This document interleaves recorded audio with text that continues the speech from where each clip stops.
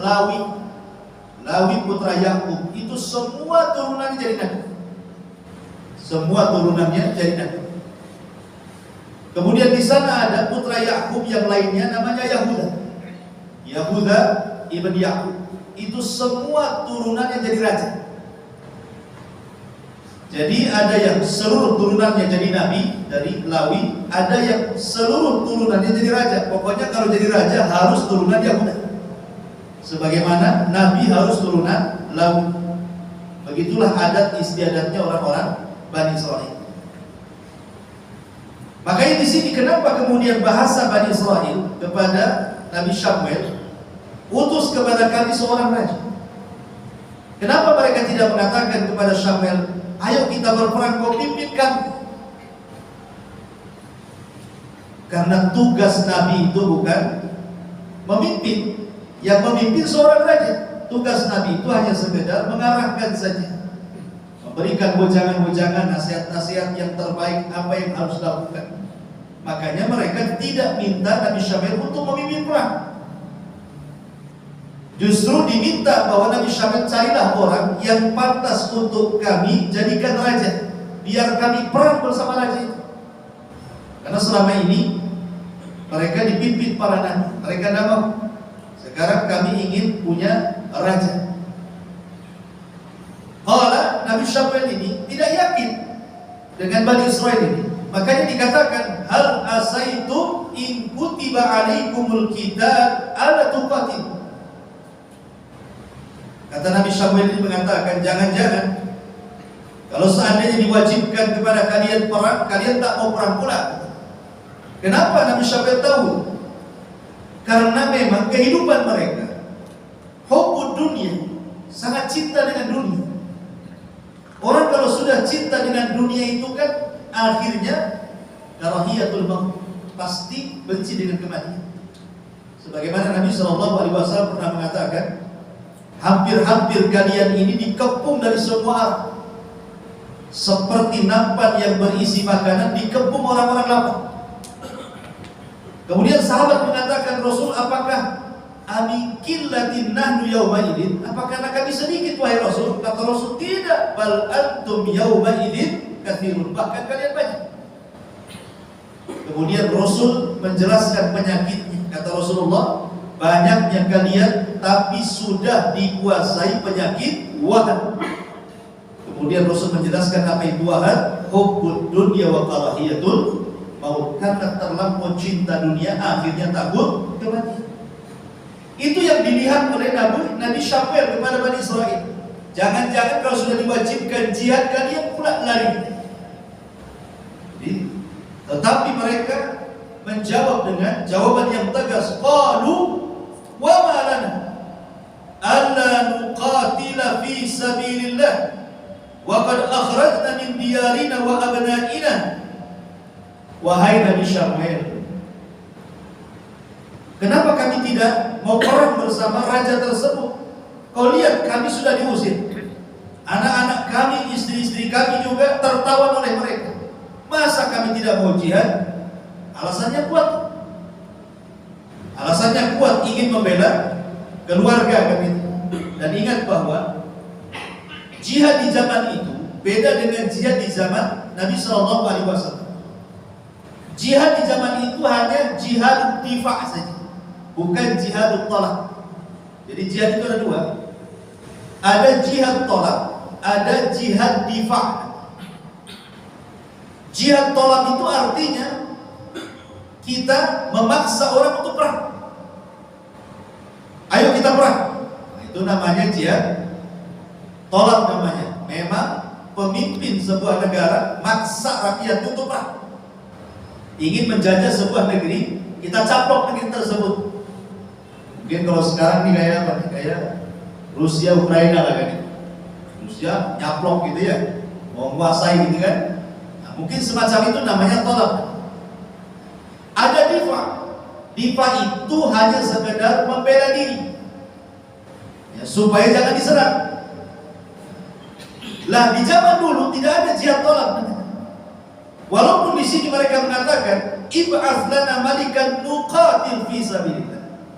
utus kepada kami seorang raja, biar kami perang bersama mereka, melawan mereka. Maksudnya mereka itu maksudnya di sini orang-orang Amalek, bukan berarti kemudian hendak mencaplok negeri yang mereka miliki, tidak, untuk mempertahankan diri. Sebab kalau mereka diam saja diserang lagi nanti. Makanya mereka ingin mempertahankan diri. Kenapa tidak ada jihad tolak? Karena nabi-nabi di zaman itu hanya diutus kepada kaumnya saja. Tapi Nabi SAW diutus kepada seluruh manusia. Makanya Nabi SAW banyak futuhat, membuka-buka daerah-daerah kan. Ya, mulai sampai ke daratan Iran yang disebut dengan Persia, ya kan? Sampai ke Romawi kan, itu diambil gitu. Itu namanya tolak ya. Kalau diva kan mempertahankan saja. Jadi ini bukan tolak di sini ya. Di sini diva saja karena memang lemahnya Bani Israel, sementara orang-orang Amalek itu kuat, ingin membela diri. Mereka datang kepada Nabi Syuaib dan mengatakan, wahai Nabi, pilihkan untuk kami seorang raja, biar kami perang bersama raja itu di jalan Allah Subhanahu wa Ta'ala. Kata Nabi Syuaib, jangan-jangan kau diwajibkan jihad, kalian tak mau perang? Kata mereka, apa alasan kami tidak perang? Kau lihatlah, keluarga kami ditawan oleh mereka. Jadi nampak alasannya jelas gitu. Tetapi lihat apa yang terjadi. Falamma kutiba alaihimul kitab tawallaw illa qalilan minhum wallahu alimun bidzalimin. Ketika kemudian betul-betul diwajibkan perang, tiba-tiba mereka berpaling, tidak mau ikut. Dan Allah Maha tahu dengan orang-orang yang zalim. Di sini sebenarnya Nabi Syuaib ini ingin mengingatkan kepada Bani Israel yang sok-sokan itu, yang ingin perang. Seolah-olah Nabi Syuaib ingin mengatakan, nanti kalau diwajibkan kepada kalian perang, nanti kalian seperti moyang kalian. Maksudnya moyang kalian maksudnya di sini apa? Di zaman Nabi Musa. Kan Nabi Musa alaihi salatu wassalam membawa Bani Israel dari Mesir sampai ke perbatasan Palestina. Kemudian tidak bisa membebaskan Baitul Maqdis kecuali harus membebaskan Ariha. Sementara Ariha ini dikuasai oleh orang-orang Amalek di zaman itu. Tiba-tiba ketika Musa mengajak Bani Israel untuk memerangi orang-orang Amalek yang menguasai Ariha, mereka ketakutan. Dan mereka mengatakan kepada Musa, idhhab anta wa rabbuka faqatila inna hauna qa'idin. Kalau engkau mau perang wahai Musa, silahkan perang sendiri, ajak Tuhanmu perang berdua sana, kami nonton di sini. Kan kurang ajar tuh. Siapa yang menang, siapa yang kalah ya tengoklah nanti. Kurang ajar tuh Bani Israel, masa ngomong sama nabinya seperti itu. Lah Nabi Syuaib itu mengingatkan, maksudnya jangan-jangan nanti kalau diwajibkan kepada kalian perang, nanti kayak nenek moyang kalian pula tak berperang. Diingatkan. Tapi mereka dengan yakin mengatakan, tidak, enggaklah, kami enggak seperti mereka. Karena istri kami, anak kami ditawan, kami pun hidup susah di sini. Ternyata ketika betul-betul diwajibkan, kurang lebih saja mental mereka. Mereka pun akhirnya berpaling. Ini ayat Al-Baqarah 246 ini cerita global. Cerita global. Bagaimana rinciannya? Ayat selanjutnya ini bicara rincian daripada kisah. Allah Subhanahu wa Ta'ala mengatakan dalam ayat selanjutnya, wa qala lahum nabiyyuhum inna Allaha qad ba'atha lakum Taluta malika. Berkata Nabi Syuaib atau Nabi Syuaib dalam pendapat yang lain ada mengatakan Nabi Yusha ibn Nun pada Bani Israel, Allah Subhanahu wa Ta'ala sudah memilihkan kepada kalian seorang raja yang akan memimpin kalian, namanya Talut. Talut ini dia orang miskin. Orang miskin, ada yang mengatakan kerjanya itu tukang nyiram kebun orang. Ada yang mengatakan kerjanya itu tukang nyamak kulit kemudian dijual. Ada yang mengatakan Talut ini kerjanya ra'il ghanam. Dia memelihara kambing-kambing orang lain kemudian mengambil upah. Tetapi dia punya perawakan yang kuat, yang tinggi besar, kekar gitu ya. Dan Allah berikan kecerdasan kepada Talut. Allah berikan kecerdasan kepada Talut. Makanya kemudian Nabi Syuaib memilihkan kepada Bani Israel, ada yang akan memimpin kalian, namanya Talut. Ketika mereka mendengar nama Talut, seolah-olah mereka gak yakin gitu, karena Talut itu tidak ada garis keturunan dari dua tokoh. Pertama, Lawi tidak masuk pada turunan Nabi, yang semua turunan jadi Nabi.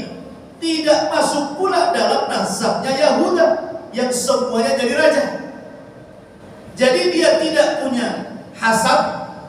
Kalau nasab jelaslah kepada Nabi Yakub itu, tapi hasab itu maksudnya turunannya itu bukan orang besar, bukan orang besar, dan dia bukan Nabi. Ketambah-tambah dia miskin. Masa kemudian engkau wahai Syuaib memilihkan kepada kami raja yang bukan turunan Lawi, bukan turunan Yahuda, miskin lagi gitu maksudnya. Yang benar saja lah kan gitu. Jadi mereka tidak mau awalnya dipilihkan Talut untuk raja mereka. Padahal Talut ini dilebihkan nanti dalam Al-Quran ini 3 kelebihan yang Allah Subhanahu wa ta'ala anugerahkan kepada Talut. Kemudian mereka mengatakan, qalu anna yakunu lahul mulku alaina wa nahnu ahaqqu bil mulki minhu wa lam yu'ta sa'atan minal mal. Kemudian para pembesar itu menjawab, bagaimana Talut memperoleh kerajaan atas kami, sedangkan kami lebih berhak atas kerajaan itu daripadanya, dan dia tidak diberikan kekayaan yang banyak. Jadi mereka mulai mencemooh. Padahal mereka awalnya datang kepada Nabi Syuaib, tolong carikan raja. Sudah dicarikan, tak mau pula kan itu. Akhirnya kemudian Allah Subhanahu wa ta'ala jelaskan 3 kelebihan. Di sini qala innallaha astafahu 'alaikum. Yang pertama, kata Nabi Syuaib kepada Bani Israel, ingat, yang memilihkan Talut untuk kalian itu bukan saya, tapi Allah. Sebenarnya kelebihan ini saja sudah cukup kan? Ketika Allah Subhanahu wa ta'ala memilih seseorang untuk menjadi pemimpin sudah cukup, karena yang memilih bukan kita.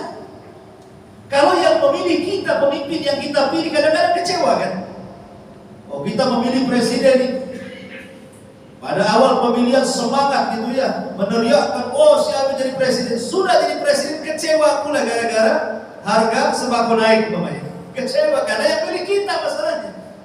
Nah ini yang pilih Allah. Kalau Allah yang pilih gak mungkin kecewa, karena Allah itu paham dengan maslahat hamba-hambanya kan. Ini saja sudah cukup sebenarnya. Allah yang memilihkan kepada kalian itu Allah. Ditambah-tambah yang kedua, wazadahu bastatan fil ilm. Talut punya kecerdasan yang kalian tidak punya. Dia cerdas orangnya, kalian tak secerdas dia. Ya memang dia miskin, dia tidak sekaya kalian, tapi dia punya ilmu, punya kecerdasan yang kalian tidak punya ilmu di situ. Kemudian yang ketiga, wal jism, dia punya kekuatan jasmaninya kuat, hatinya kuat, kemudian juga badannya kuat.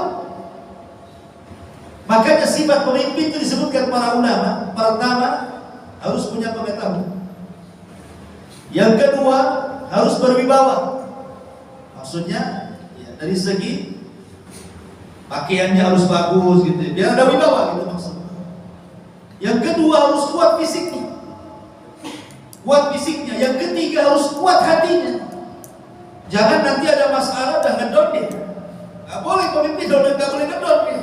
Masalah harus kuat dihadapi. Lah itu semua ada pada Talut. Jadi orang-orang Bani Israel ini mengira bahwa pemimpin itu harus kaya. Tidak. Sebab orang kaya itu umumnya, kalau sudah dia kaya kuat, biasanya lupa diri. Akhirnya terlena dengan kekayaannya, tidak mau menambah lagi. Terakhir dia bankrupt. Lain dengan orang yang punya pengetahuan. Mungkin itu dasar utama kan ini. Mungkin dia cerdas, kuat gitu. Lama-lama juga bisa jadi kaya nih, dengan pengetahuan. Saya akan contohkan 3 pemimpin di zaman Bani Umayyah. Pertama Sulaiman ibnu Abdul Malik. Sulaiman ibn Abdul Malik dari Bani Umayyah. Ini satu di khalifah dari Bani Umayyah yang suka makan. Suka makan. Pokoknya paling suka makan. Makanya dia mati gara-gara makan. Jadi dia dalam satu hari pokoknya mana makanan yang terlezat, hidang. Jadi suatu hari dihidangkan 8 itik, 8 bebek di bahasa kita. Kekenyangan mati gara-gara makan itik. Sulaiman bin Abdul Malik. Kemudian ada lagi raja namanya Hisham bin Abdul Malik juga. Dia suka dengan pakaian pokoknya yang megah-megah. Haji pun harus dibawa pakaian setupul. Dalam satu hari itu bisa 2, 3 kali, 4 kali itu ganti pakaian. Kemudian yang ketiga ada namanya Raja Bani Umayyah yang kita mahu, Umar bin Abdul Aziz. Umar bin Abdul Aziz miskin, tapi dia kuat, punya kecerdasan. Makanya kalau kita lihat sejarah Bani Umayyah, yang paling mencolok ketika yang menjadi raja siapa? Umar bin Abdul Aziz kan? Itu yang dikenang dari Bani Umayyah.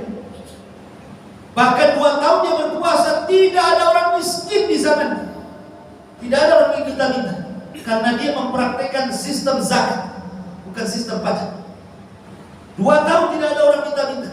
Bahkan keluarga Hisham bin Abdul Malik yang dulunya kaya raya, turunannya jadi miskin, bahkan meminta-minta.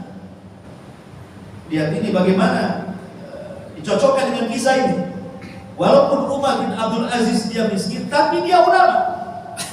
Dia ulama, dia cerdas orangnya. Kemudian pemberani, dan dia juga kokoh badan. Jadi kalau kita melihat cerita Talut ini, kurang lebih saja Allah Subhanahu wa taala berikan 3 keutamaan.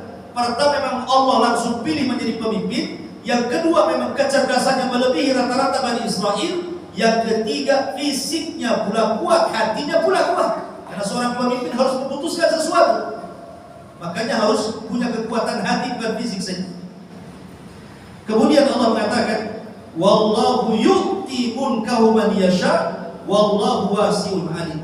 Dan ingat, Allah memberikan kekuasaannya sesuai dengan yang dikehendaki, bukan kita yang berkehendak. Allah memberikan kekuasaan, Allah juga yang mencabut. Kemudian Allah akhiri firman-Nya, wallahu wasi'un alim. Wallahu, dan Allah, wasi'un, sangat luas. Apanya? Ya semuanya. Luas maghfirahnya, luas rahmatnya, luas pengetahuannya, dan begitu seterusnya. Karena nama-nama Allah itu ada 5. Kalau kita bicara tentang nama-nama Allah, itu ada 5. Ada namanya Ismu Al-Jamal. Ismul Al-Jamal. Yang kedua ada namanya Ismu Al-Jalal. Yang ketiga namanya Ismu Al-Rububiyah. Kemudian Ismu Al-Uluhiyah. Kemudian yang terakhir Ismu Al-Jami'. Apa maksudnya? Kalau kita bicara tentang nama-nama Allah, yang pertama nama-nama Allah itu ada yang sifatnya Ismu Al-Jamal. Nama yang indah, kalau kita dengar itu sejuk di hati. Seperti namanya Ar-Rahman, Ar-Rahim, Allah Maha Penyayang, Allah Maha Pengasih. Itu kan kelembutan kan? Itu nama Allah Subhanahu wa taala yang indah, Al-Wadud, penyayang. Yang kedua ada namanya Ismul Jalal. Kalau dengar itu takut kita. Seperti umpamanya Allah itu Qahar. Qahar itu zat yang bisa mengirimkan azab sesuka dia. Qahar, Maha perkasa, Maha kuasa untuk memberikan azab kepada siapa. Ada namanya Jabbar. Jabbar itu sombong gitu. Memang Allah berhak sombong. Jadi kalau kita dengar takut, itu disebut Ismu Al-Jalal. Ada namanya Ismur Rububiyah. Nama Allah yang sifatnya rububiyah seperti Al-Khaliq, Allah menciptakan, Al-Mudabbir, Allah yang mengatur, Al-Hayy, Allah yang menghidupkan, itu namanya rububiyah. Ada namanya Ismu Al-Uluhiyah, seperti Allah Ilah gitu ya, yang disembah gitu. Itu namanya Ismu Al-Uluhiyah. Nah ini Al-Was ini disebut Ismu Al-Jami'. Jadi nama Allah yang mencakup semuanya. Jadi dia luas segalanya, mau pengetahuannya luas, ampunannya luas, rahmatnya luas, dia mencakup semuanya. Itu kalau kita memerinci tentang asma Allah, nama-nama Allah Subhanahu wa ta'ala. Masyarul muslimin yang dimuliakan Allah Subhanahu wa ta'ala. Kemudian Allah Subhanahu wa ta'ala berfirman, wa qala lahum nabiyyun. Nah, ini belum selesai. Mereka mengatakan, wa qala lahum nabiyyuhum, dan nabi mereka berkata, inna ayata mulki an ya'tiyakumut tabutu fihi sakinah. Jadi Bani Israel ini masih kurang yakin dengan 3 keutamaan itu. Maka mereka meminta tanda kepada Nabi Samuel ini. Oke, kau memilihkan Tolut untuk raja kami.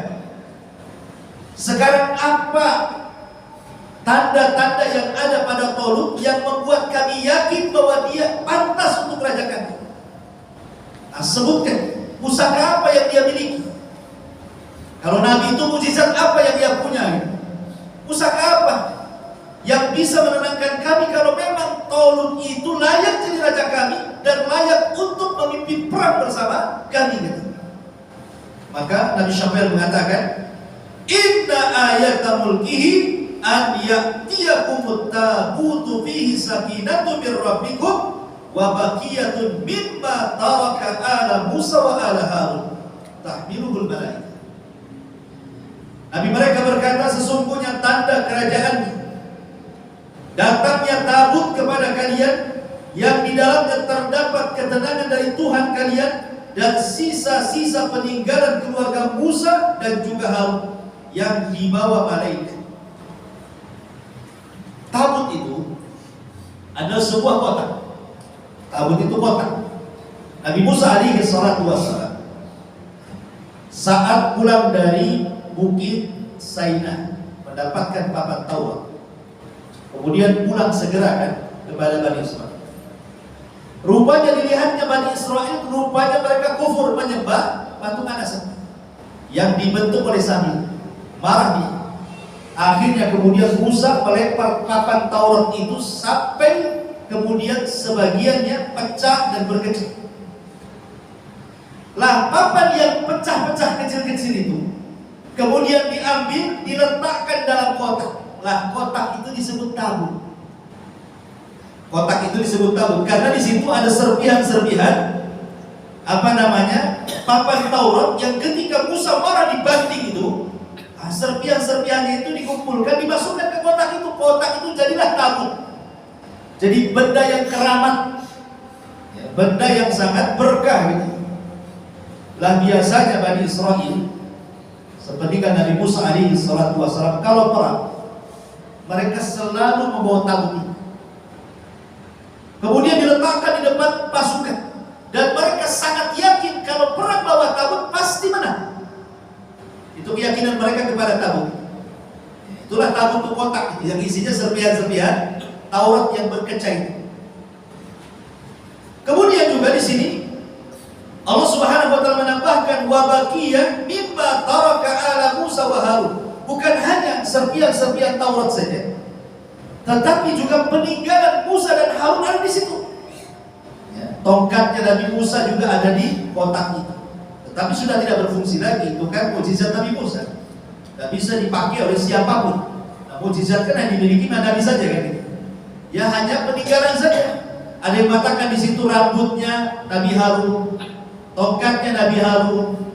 Pokoknya Al-Quran tidak menjelaskan, yang jelas ada sisa-sisa peninggalan para nabi. Ya mulai dari papan Taurat, tongkat Nabi Musa, tongkatnya Harun, ada yang mengatakan rambutnya dan begitu seterusnya di dalam tabut itu. Dan wajar namanya peninggalan para nabi itu kan berkah. Nabi SAW saja berkah kan gitu. Dia ketika dia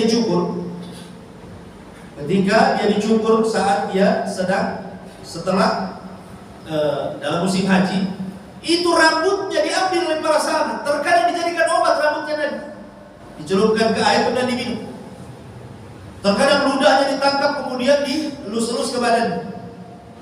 Begitulah para nabi itu punya berkah. Tapi ini khususnya Nabi ya, Ini khususnya Nabi, tidak berlaku kepada selain Nabi. Tidak bisa berlaku ke tuan guru, ke kiai, ke ajengan, ke ustaz. Atau kena corona datang ke saya, Ustaz, pinjam satu rambutnya, makin parah corona. Jadi itu khususnya Nabi, mujizat. Lah itulah isi tabut itu di situ. Masalahnya tabutnya ada di mana? Ada ahli tafsir mengatakan bahwa tabutnya itu dicuri oleh Jalut. Jadi tabut itu dicuri oleh Jalut ketika Jalut memimpin Amalika menyerbu Bani Israel. Karena Bani Israel lah dicurilah tabut itu oleh mereka. Kemudian tidak lagi di tangan Bani Israel. Makanya mereka tidak pede melawan Jalut karena tidak punya pusaka. Makanya kemudian akhirnya Talut dikaruniai pusaka itu. Dengan cara Allah utus malaikat mengambil dari tangan Jalut, kemudian diterbangkan ke langit. Malaikat kan gak nampak, jadi yang nampak kotaknya di langit. Kemudian turun persis di depan Jalut, dan itu disaksikan Bani Israel. Baru mereka mengatakan, mereka mengatakan, kalau sudah ada tabut, kami yakin dan kami siap untuk dipimpin Talut. Begitulah Bani Israel. Kalau nggak ada itu, mereka nggak mau mengakui Talut sebagai pemimpin mereka. Dan menunjukkan tabut ini kalau sekarang ini kayak lambang lah. Kayak negara kita ini ada bendera pusaka merah putih gitu ya. Zaman dulu lah, zaman Bung Karno, Hatta kan. Setiap negara kan punya lambang. Jadi mereka kan minta lambang masalahnya. Kalau memang Talut jadi nabi itu apa lambangnya? Dan di negeri kita kan masing-masing punya lambang untuk masing-masing daerah itu. Kayak Madura celurit gitu. Orang Sunda kijang, Melayu apalah kan itu, Yaman Jambia gitu. Jadi masing-masing ada lambang. Jadi mereka ketika minta lambang itulah, maka dikirimkan tabut di bawah malaikat terbang ke langit persis di depan dia. Itu riwayat Abdullah bin Abbas radhiyallahu anhu. Maka Allah Subhanahu wa taala mengatakan, "Inna fi dzalika laayatan lakum in kuntum mu'minin." Itu semua adalah sungguh-sungguh menjadi tanda kebesaran Allah bagi kalian kalau kalian beriman kepada Allah Subhanahu wa taala. Kemudian di sini ada kalimat, kenapa tabut mereka perlu tabut itu? Karena tabut itu membawa sakinah. Sakinah itu membawa ketenangan. Apa makna ketenangan itu? Ada banyak perselisihan ulama. Ada yang mengatakan seperti Ali bin Abi Thalib radhiyallahu anhu ketika mentafsirkan sakinah di sini, karena siapa yang bawa tabut itu saat perang, maka Allah akan kirim angin, dan angin itu akan masuk di hati-hati para prajurit, kemudian membawa ketenangan, dan mereka yakin pasti menang. Ini satu pendapat. Pendapat yang kedua adalah pendapat dari Wahab ibn Munabbih. Maksudnya adalah Allah Subhanahu wa taala utus malaikat kemudian menyampaikan pesan Allah bahwa kalian akan menang. Dengan itu kalian akan tenang, karena sudah ada bisikan-bisikan malaikat kita akan menang. Kalau kita mau kerja kemudian ada orang yang bisikin, insya Allah orang kayak antum tidak mungkin gagal, antum pasti berhasil, kan semangat kita kan. Tapi kalau dicemooh, sekolah pun tidak, pasti orang ngedon kan gitu ya.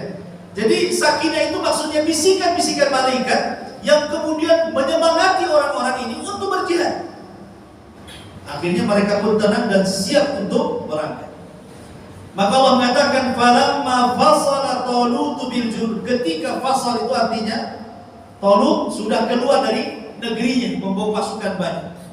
Jadi ada yang mengatakan seperti Ibnu Katsir mengatakan, pasukan yang dibawa oleh Talut itu jumlahnya 80.000. Samanina ala 80.000, banyak tentang. Tapi lihat nanti dari 80.000 itu berkurang. Karena Talut ini bukan hanya dia pemimpin yang bijak, tetapi selaku pemimpin kan harus ngasih ikhtibar kan. Ikhtibar itu semacam ujian. Betul tak prajurit ini samina wa ta'na dengan saya kan itu? Jangan-jangan nanti ketika betul-betul di lapangan perang pada lari pula dia. Saya suruh ke kanan, dia ke kiri pula. Saya suruh maju, kemudian pulang pula dia. Dia harus memberikan ujian. Seorang pemimpin itu ujian. Tengoklah orang-orang yang masuk tentara. kadang-kadang merayap di lumpur, ditembakin kalinya, supaya ketika masuk dalam peperangan ada nyalinya dia. Dan kalau tidak ada latihan kayak gitu, dengan suara bom, apa lari dia? Makanya kemudian Tolut ini membuat ujian-ujian supaya tahu di mana prajuritnya yang betul-betul mau jihad dengan prajuritnya yang hanya ngomong saja. Perhatikan lanjut ayat. Falamma fasala Tolutu bil jud. Maka ketika Tolut membawa tentaranya keluar dari negerinya menuju tentara Jalut, qala, dia mengatakan, innallaha mubtaliikum binah. Sebentar lagi kita akan melewati satu sungai. Ada yang mengatakan sungai ini antara Palestina dengan Yordania yang disebut dengan Nahrus Syariah. Jadi sungai Syariah terletak tengah-tengah antara perbatasan Palestina dan Yordania Urdun. Di situ ada sungai. Kata Tolut, bentar lagi nih kita melewati sungai. Dan Allah Subhanahu wa taala akan uji kalian. Apa ujiannya? Faman syariba minhu falaysa minni wa man lam yat'amhu fa innahu minni illa man iqtarafa ghurfatan biyadihi. Orang ini kan sudah jalan jauh ya Pak, meninggalkan daerahnya. Mereka menyusuri padang pasir, menyusuri bukit, menyusuri lembah. Mereka kehausan. Kemudian kata Tolut, sebentar lagi kalian akan lewat di sungai. Siapa yang minum dari sungai itu, maka dia tidak berhak mengikutiku sampai melawan jalan. Wa man lam yat'amhu fa innahu minni. Tapi siapa yang tidak mengambil air untuk diminum, lewat gitu saja, itulah pasukan. Tapi kemudian Tolut merasa kasihan juga kalau nggak minum kan. Kata Tolut, boleh, tetapi satu cidukan tangan saja. Bukan dua tangan kiri, dua tangan banyak. Satu cidukan segini saja lah, satu tangan aja. Ambil, udah gitu aja. Iya, cuma satu itu aja. Kalau dua gini agak banyak. Ghurfatan wahidah itu maksudnya dengan satu tangan yang ngambil gitu. Karena kasihan. Lihat bahasa Quran, Allah mengatakan wa man lam yat'amhu. Ta'am itu artinya makan. Bagi orang yang nurut dengan Tolut, walaupun dia satu ciduk tangan nih, maka itu sudah mengenyangkan bagi dia. Kenapa? Karena mentaati perintah Allah. Tapi bagi yang minum banyak, tidak kenyang-kenyang dia, nggak hilang hausnya, karena dia bermaksiat kepada Allah Subhanahu wa taala. Apa yang terjadi? Fasyaribu minhu illa qalilan minhum. Tiba-tiba yang minum banyak, lebih banyak dibandingkan yang minum satu tegukan saja. Di sini menunjukkan bahwa ahli maksiat itu jauh lebih banyak dibandingkan ahli taat kan? Ahli maksiat itu lebih banyak. Karena orang maksiat itu tidak perlu belajar kan? Orang maksiat itu tidak perlu belajar. Beli aja kamar minum, gitu ya. Nggak perlu sekolah lagi. Tapi kalau orang taat itu ada sekolahnya, makanya ngaji, duduk di majelis taklim, kan itu. Kalau ahli maksiat tidak perlu ngaji tuh. Datang aja berzina sana, minum khamr, berjudi, berdusta, itu udah pasti. Di sini hikmahnya adalah bagaimana Tolut ini ingin memilah-milih siapa pasukan yang jujur, siapa pasukan yang berdusta sebenarnya. Disinilah mereka diuji dengan ketaatan kepada pemimpin.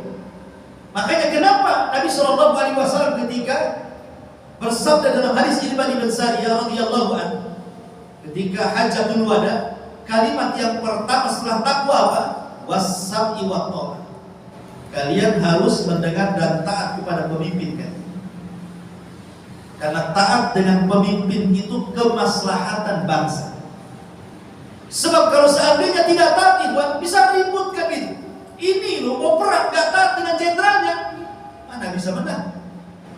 Makanya kemudian Tolut hanya ingin melihat pasukan yang betul-betul taat dengan dia saja. Dengan cara apa? Dikasih ujian. Allah perintahkan, kalian akan lewat sungai, kalian boleh minum hanya satu teguk saja. Yang lebih dari itu jangan ikut melanjutkan perjalanan, pulang lagi kalian. Kemudian rupanya hanya sedikit. Ada yang mengatakan, kata Ibnu Katsir, dari 80.000 orang itu yang minum 76.000 yang minum.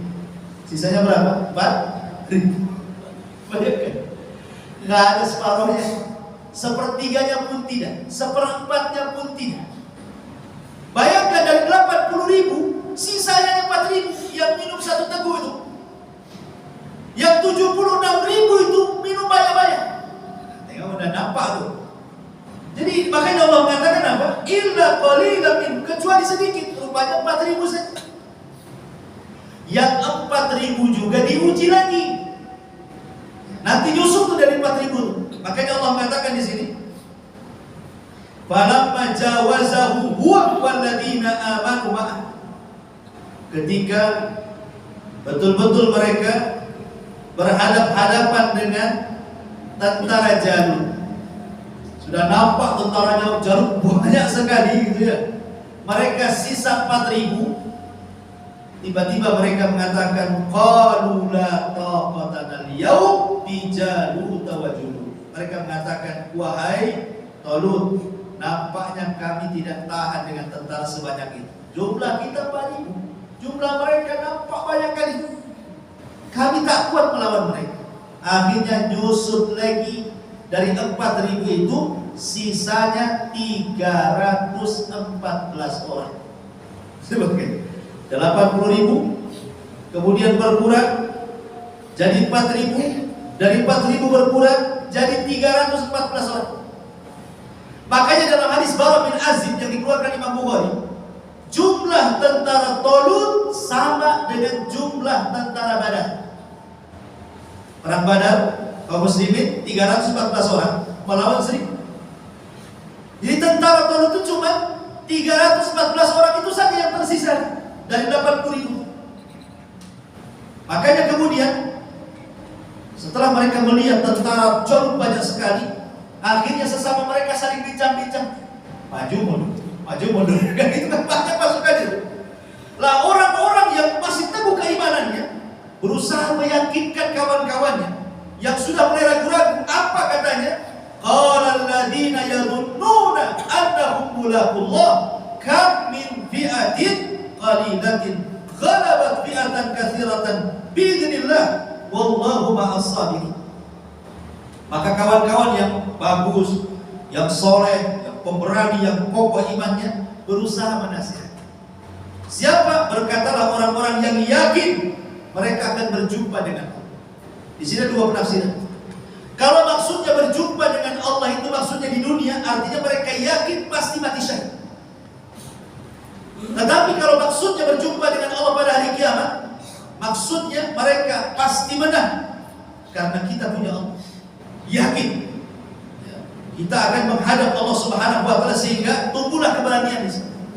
Jadi mereka mengatakan, orang-orang yang merasa yakin akan berjumpa dengan Allah mengatakan kepada teman yang lain, berapa banyak kelompok yang sedikit mengalahkan kelompok yang banyak, semua karena izin Allah.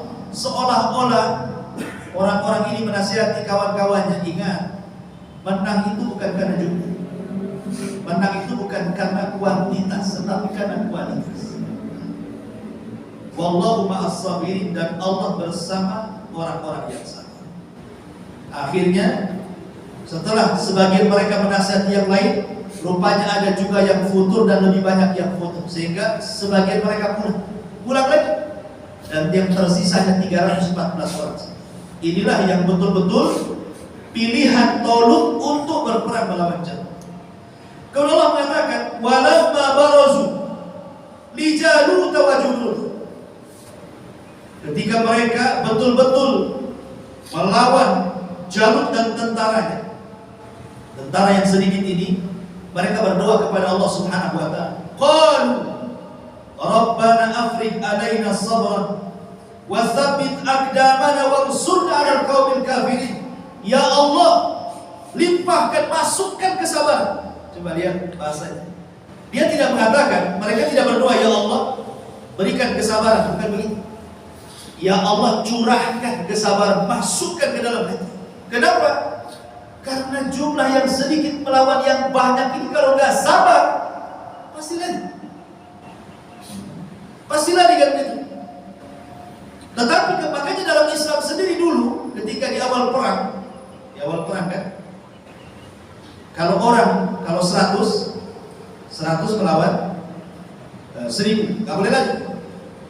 Tapi kemudian diringankan. Ya. Berakhir dengan apa? 100 lawan 200. Berarti 1:2. Itu terakhir di dalam Quran, bahwa kalau kita berjumpa dengan musuh, kemudian musuhnya 3 kali lipat, berarti kita boleh lari dari perang. Itu maksudnya. Tapi kalau musuhnya 1:2, tidak boleh lari dalam perang. Kalau lari dalam peperangan berarti termasuk azab, dosa besar, tidak boleh. Itu diringankan. Bayangkan dari mulai 1 lawan 10 tidak boleh lari, kemudian diringankan sampai akhirnya 1 lawan 2. Kalau berarti kalau musuh kita lebih daripada 2, kalau lari termasuk dosa besar. Tapi kalau 2 harus dilakukan. Begitulah syariat Islam kan. Jadi syariat Islam akhirnya memberikan keringanan-keringanan sampai kepada 1:2. Kalau berbanding 2 nggak boleh lari. Kalau banding 3 boleh lari. Itu maksudnya ya. Karena sudah 3 masalahnya. Apalagi 5 gitu, lari lah. Pakai jurus kaki 1000 lah kalau 5. Tapi kalau 2 nggak boleh. Apalagi 1. Walaupun masuk berduanya besok, nggak boleh lari 1. 2 saja nggak boleh lari.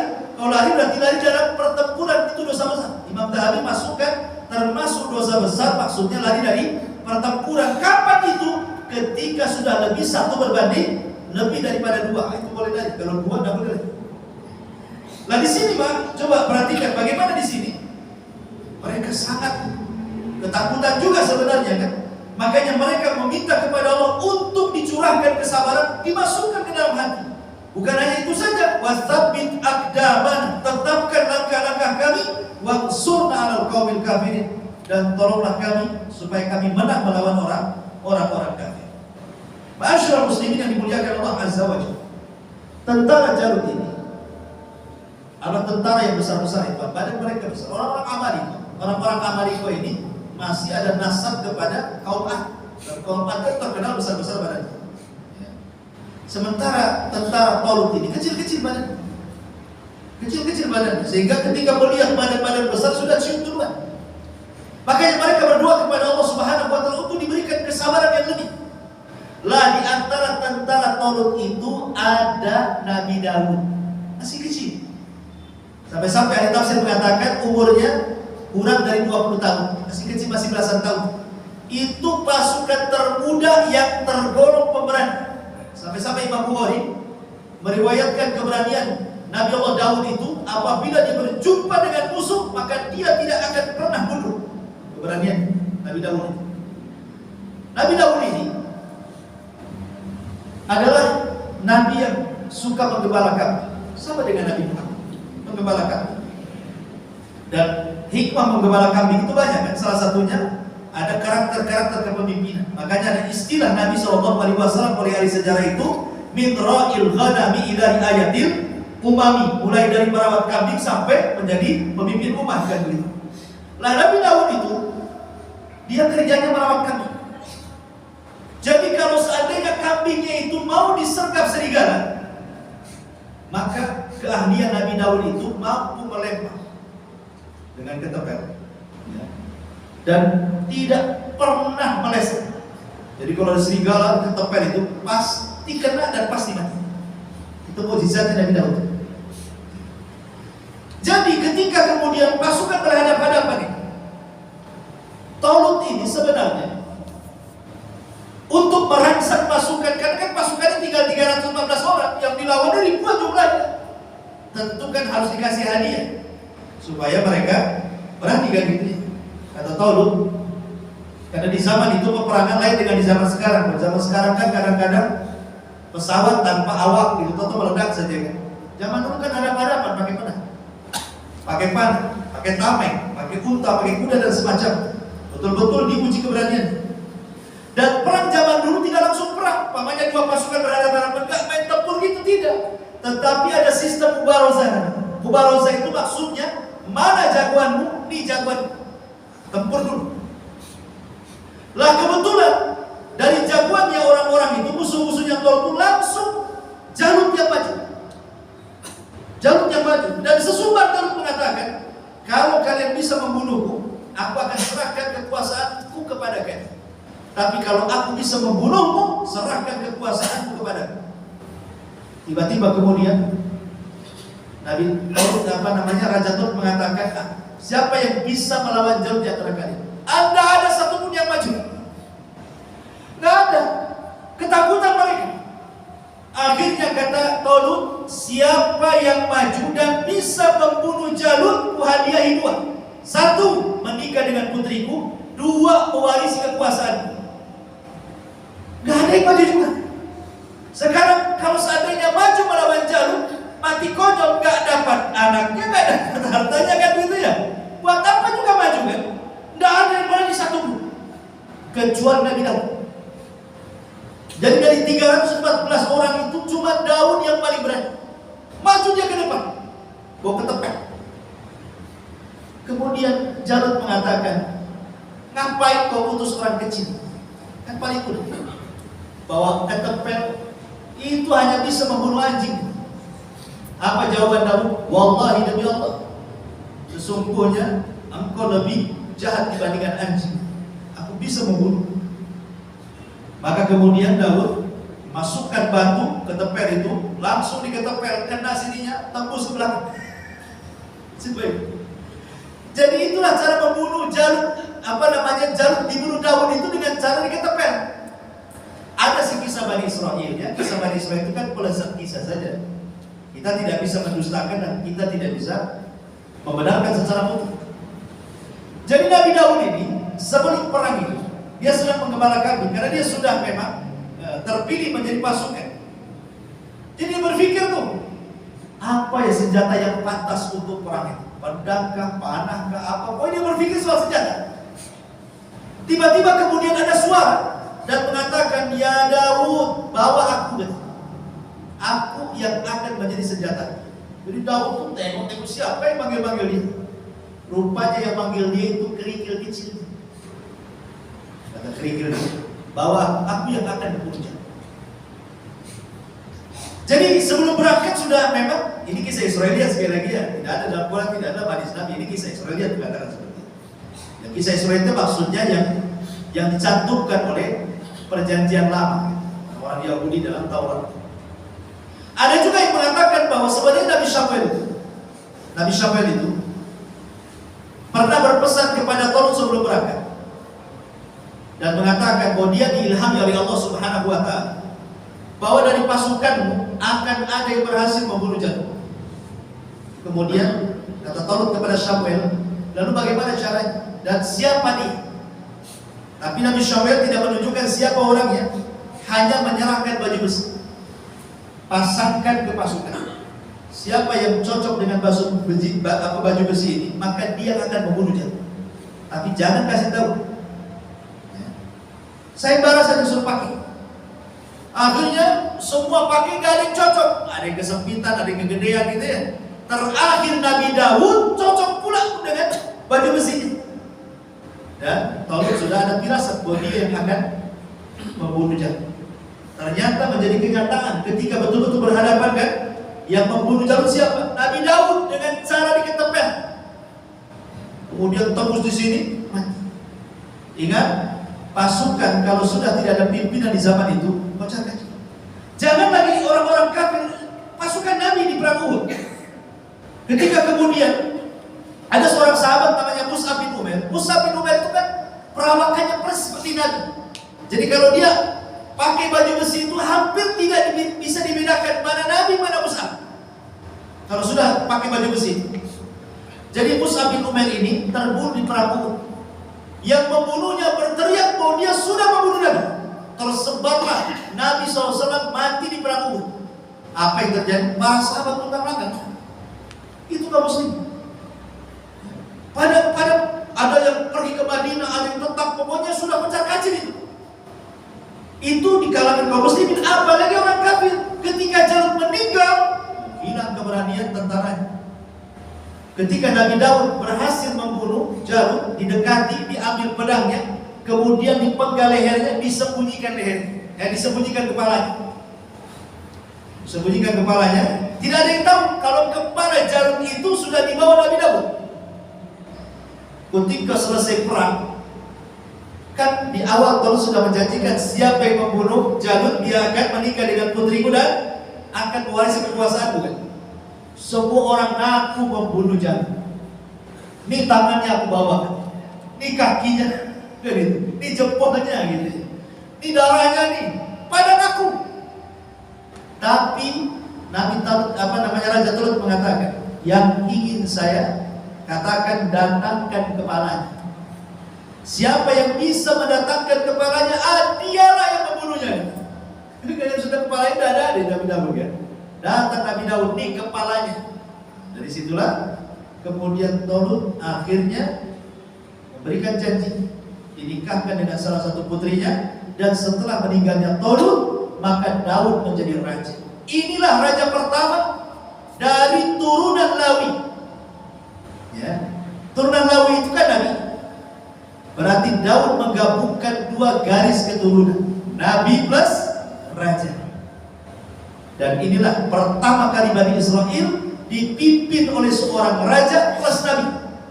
Biasanya Nabi saja, raja-raja saja. Ini dua-duanya digabungkan oleh Daud. Kemudian setelah Daud juga meninggal, diserahkan juga sama plus Nabi dan juga Raja Sulaiman. Tapi setelah Sulaiman meninggal sudah tidak ada lagi.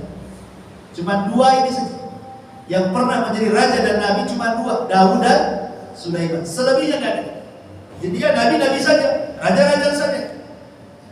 Inilah kisah tentang Talut dan Jalut. Apa yang kita bisa ambil hikmah dari pelajaran? Yang pertama, kata para ulama, ad-durus al-mustafadah di sini. Al-maksiatu sababun li zawalinya. Maksiat itu menjadi sebab hilangnya. Lihat, gara-gara maksiat tidak boleh minum kecuali satu teguk saja, akhirnya kemudian nikmatnya hilang, tidak bisa berjihad lagi, tidak ada kesempatan mati syahid. Pulang mereka. Dan ini kaidah umum, maksiat itu menghilangkan. Berapa banyak rizki dihalangi oleh Allah untuk turun, tidak jadi turun gara-gara maksiat. Maksiat itu mengharamkan rizki. Walau rizki itu bukan hanya sekedar harta ya. Ada orang maksiat Ustaz, tapi hartanya banyak, kan? Bukan itu. Rizki yang sesungguhnya itu dalam hati. Betapa banyak orang-orang yang ahli maksiat kemudian diberikan harta banyak, hatinya adalah ketenangan. Makanya kata Syekh Abdul Qadir Jailani, persis ucapannya dengan Sufyan Ats-Tsauri rahimahullahu ta'ala. Orang kalau sudah tidak punya keinginan dunia, kalau sudah tidak punya keinginan pangkat, jabatan, kepemimpinan atau apalah dari dunia-dunia ini, ketika hati itu kosong, dia tidak suka harta lagi, dia tidak suka jabatan lagi, dia tidak suka kepemimpinan lagi, apa yang kira-kira dimasukkan ke dalam hati? Maka beliau berdua mengatakan, masukkanlah ke dalam hati akhirat. Ya, masukkan ke dalam hati urusan akhir, ingat mati, ingat kubur, ingat pada mahsyar, ingat neraka, gitu. Supaya apa? Supaya kekosongan hati yang tadinya memang tidak cinta dengan dunia pangkat, kemudian dimasukkan kepada dia perasaan bahwa dia akan mati, bahwa dia akan diadab, bahwa dia akan dipertanggungjawabkan, ada hisab dan begitu seterusnya. Maka ketika itu tidak ada lagi kecintaan, sehingga ketika datang dunia kepada dia, maka hanya sebatas di tangan, tidak sampai di hati. Itulah hakikat zuhud namanya. Letakkan kekayaan dalam hati, letakkan jabatan hanya sampai di tangan, letakkan kekayaan hanya sampai di tangan, letakkan kepemimpinan hanya sampai di tangan. Sebab kalau seandainya itu diletakkan di hati kemudian hilang, itu sakitnya luar biasa. Ya, sakitnya luar biasa, sedihnya luar biasa. Ketika jabatan hilang, sedihnya luar biasa, stres bisa jadi gila. Ketika harta hilang, sedihnya luar biasa, susah diobati. Tapi kalau semua diletakkan di tangan, hartanya sampai di tangan, hilang pun dari tangan. Jabatan itu sampai di tangan, hilang pun hanya dari tangan. Sehingga datang tidak membahagiakan, pergi pun tidak menyedihkan, itu maksudnya.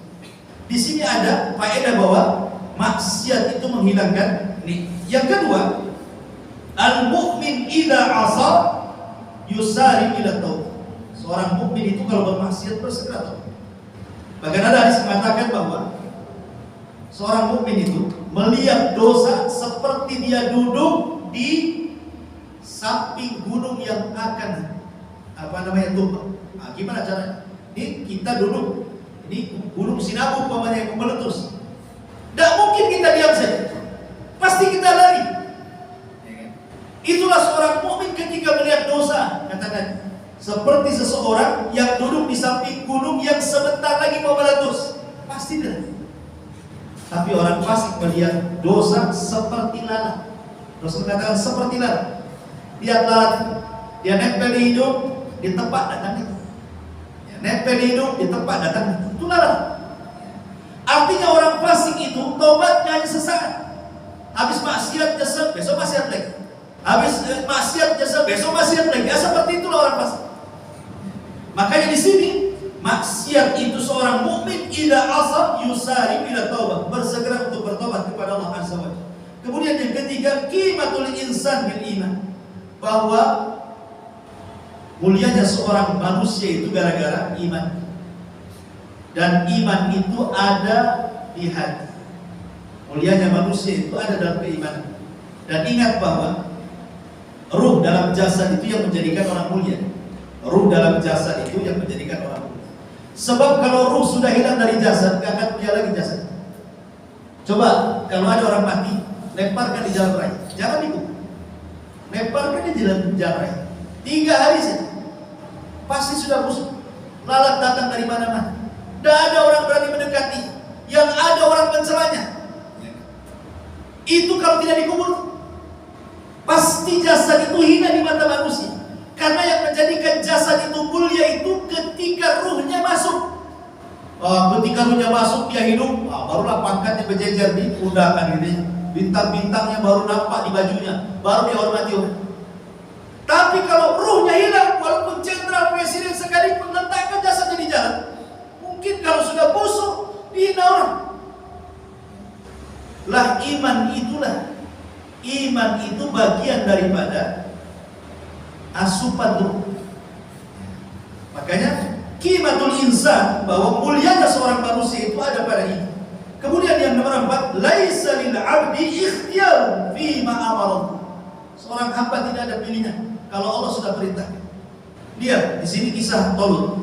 Allah sudah memilihkan, yang memilihkan Talut itu bukan Nabi Syuaib tapi Allah.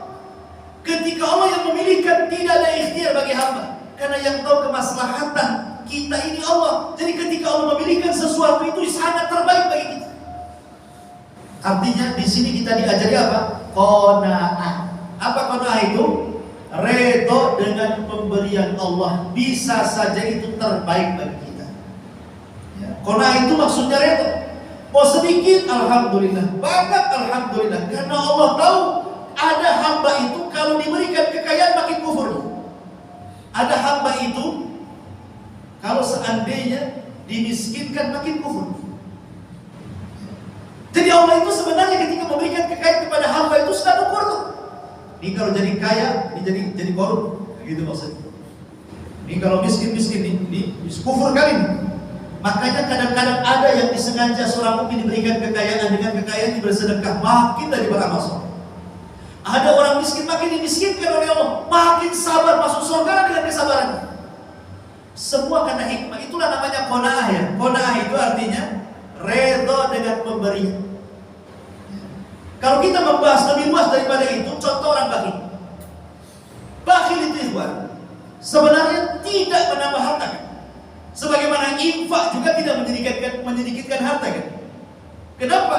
Karena rizki itu kan sudah ditakdirkan. Anda bakhil nih, pikirnya orang bakhil itu kalau bakhil kan numpuk-numpukan harta nanti banyak kan?